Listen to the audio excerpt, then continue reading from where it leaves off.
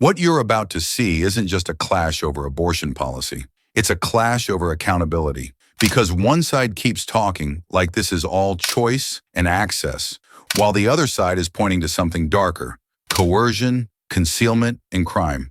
And notice what happens when a simple question gets asked. Not a slogan, not a theory, a basic medical reality check question. Because the way that question gets dodged, then forced, tells you something bigger. Not just about this hearing, about how the system is being used and who gets protected when it is.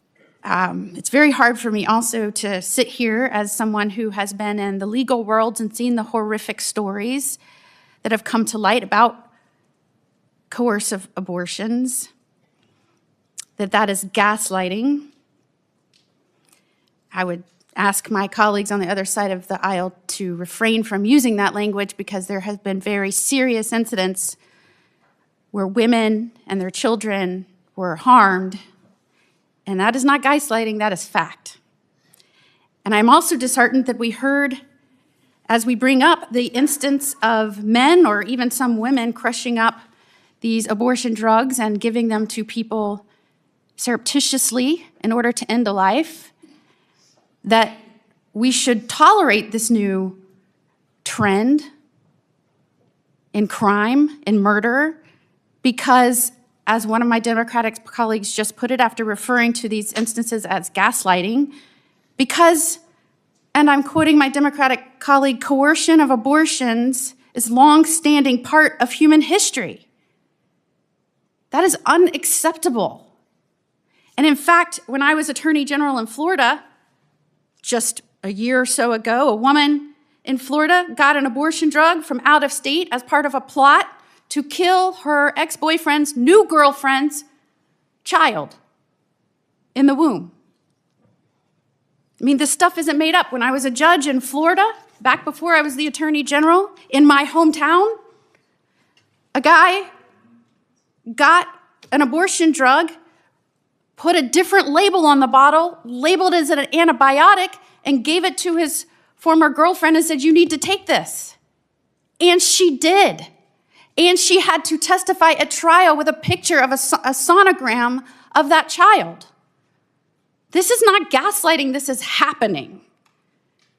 And as states are trying after Dobbs to come up with, as a people, what their laws are going to be, we here in Washington have to make sure that those laws that they come up with to prevent this kind of thing, to protect their people, are not circumvented.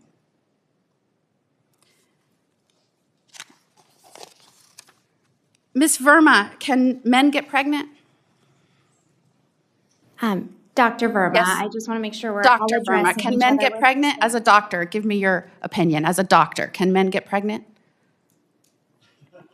I mean, I'll move on to the next one. Doctor, can men get pregnant? No.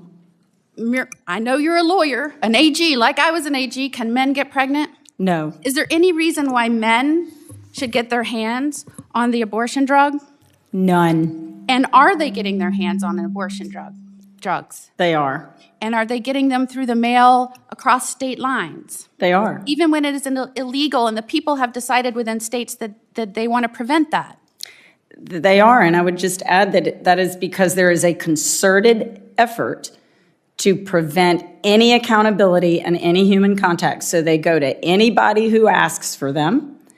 They do not identify now, in many states, the prescriber, the pharmacy, or the recipient.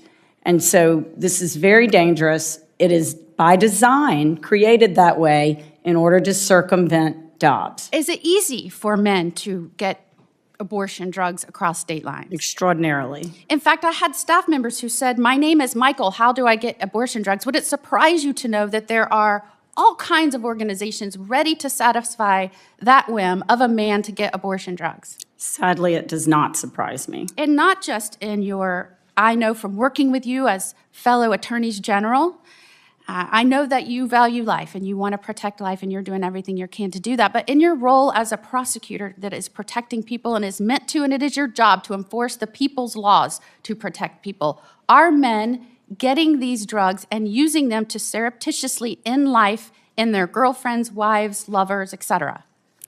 They are men and in some times parents and women. And in two of the cases that we are in fact prosecuting, shield laws are blocking our ability to do that. And I cannot understand why any governor would refuse our extradition papers so that we can prosecute someone who coerced their child to have an abortion.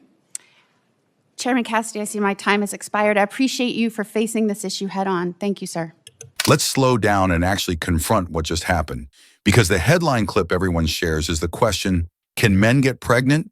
And yes, it's designed to corner. It's designed to expose hesitation. It's designed to create a viral moment. But here's the deeper point. That wasn't the real argument. That was the doorway. The real argument was this. If men can't get pregnant, why is it extraordinarily easy for men to obtain abortion drugs across state lines? And if it's that easy, then the public debate you keep hearing about women's health care leaves something out on purpose.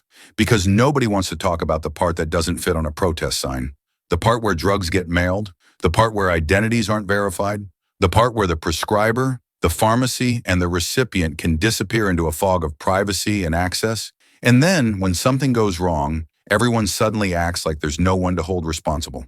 But let's confront the reality head on. When a system removes human contact, removes verification, removes accountability, it doesn't just create access. It creates cover. And cover is what criminals love. Now notice the framing you heard at the beginning of that clip, gaslighting. That wasn't just a word choice, it was a strategy. Because if you can dismiss coercion stories as drama, then you can treat real victims like props in someone else's political narrative. And that's why she kept saying it over and over. This is not gaslighting. This is fact.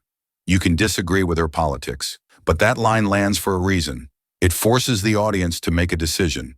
Are we talking about an abstract right, or are we talking about a real-world loophole where people can secretly harm someone and then hide behind the system?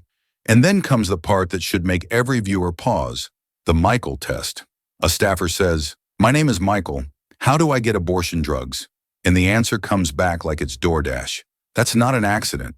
That's not a one-off. That's a design problem. And here's what didn't get said, what always gets avoided. If the same people arguing for no barriers also fight against traceability, then what they're really defending isn't just access. It's unaccountable access. And unaccountable access is exactly what turns a medical debate into a public safety problem.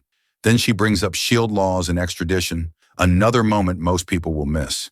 Because here's the implication. There are jurisdictions where authorities say they have cases but can't reach the people involved. Again, you don't have to accept every claim as gospel to understand the political reality. We are building a country where the ability to enforce laws stops at state lines, while the ability to ship powerful drugs doesn't. So the question isn't just, should this be legal?